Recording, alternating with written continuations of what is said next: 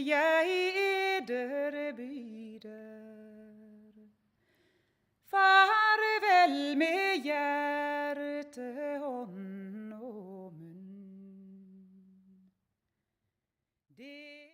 Welcome to the 11 o'clock news on the Inter-Scandinavian News Network.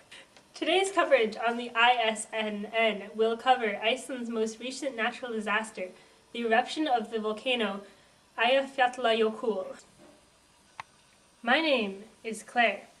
The region of Scandinavia is finally making an appearance in the news after many decades of relative peace. Since the German occupations in World War II, nothing has affected travel in the region more than the recent eruption of the volcano Eyjafjallajökull. This eruption has been occurring continuously starting in early April this year, and it has so far grounded all the flights in Europe and stranded 10 million passengers.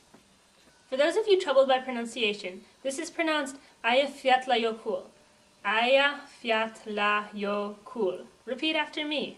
Eyjafjallajökull. Now we will hear from someone who has been stranded in the German Frankfurt airport for days, Miss Emma Broback. Hello, Miss Broback. And how long have you been in this airport? I've been at this airport for 3 days trying to fly back to normal. But for this entire time, all the planes have been canceled. The same as with thousands of other passengers. The volcanic ash spewing from Eyjafjallajökull has prevented planes from flying. Practically all flights in and out of Europe have been canceled from April 15th through 20th, with ash plumes up to 30,000 feet. Why can't they just fly through the ash? They can fly through fog, can't they? I mean, they say it's the ash that's keeping the planes from taking off, but they're not saying why. Well, the ash can damage the paint on the planes and severely reduce visibility. But most importantly, the ash can clog the engines, causing the planes to stall. Glass-like deposits were found inside an F-16 NATO fighter jet as it flew through the plumes. In the past, a plane has stalled when flying through an ash cloud, but fortunately it regained its engine at a lower altitude and no lives were lost. We don't want to take the risk. I suppose not. I guess it's worth staying here for a while, but well, really, I just want to get home. Best of luck on your trip home. Now we will hear a report from Professor Zhang on the more scientific aspects of the eruption. Eyjafjallajökull is located in southern Iceland. Its name literally means Island Glacier Mountain. It last erupted in 1823, but since recently, seismic activity has increased in late 2009. The eruption in March was a size 1 on the Volcanic Explosivity Index, and the recent eruption that caused our air traffic delays was a 4. Is a VEI of 4 very powerful? Yes. So Mount St. Helens in 1980, for example, was a 5. So this Eyjafjallajökull's eruption was very powerful.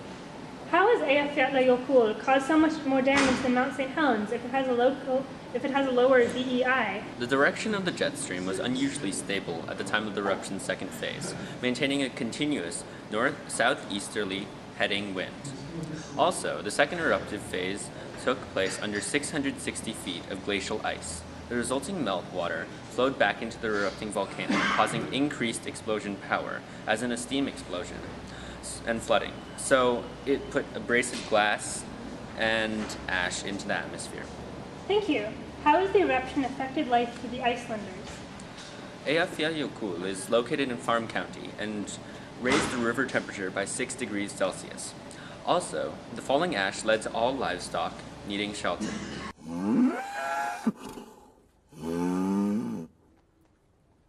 And crop farming has been driven to a halt. Also, the 500 farmers in the area were evacuated, mostly due to flooding. And how long do you predict these eruptions to continue? So the last flight restriction occurred on May 19th, and as of May 23rd, no further ash plumes have been recorded. We hope that this will signal the end of the eruption. As of now, most of the ash remains in the atmosphere, but if it starts to fall significantly, widespread damage will occur in Central Europe, especially in agricultural production. I hope the eruptions are almost over too, as do all of Europe's air travelers. Thank you very much for your information, Professor. Eyjafjallajökull, the small and hard to pronounce volcano in Iceland that previously no one has heard of, seems to be easing off. We will keep you updated. Thank you and good night.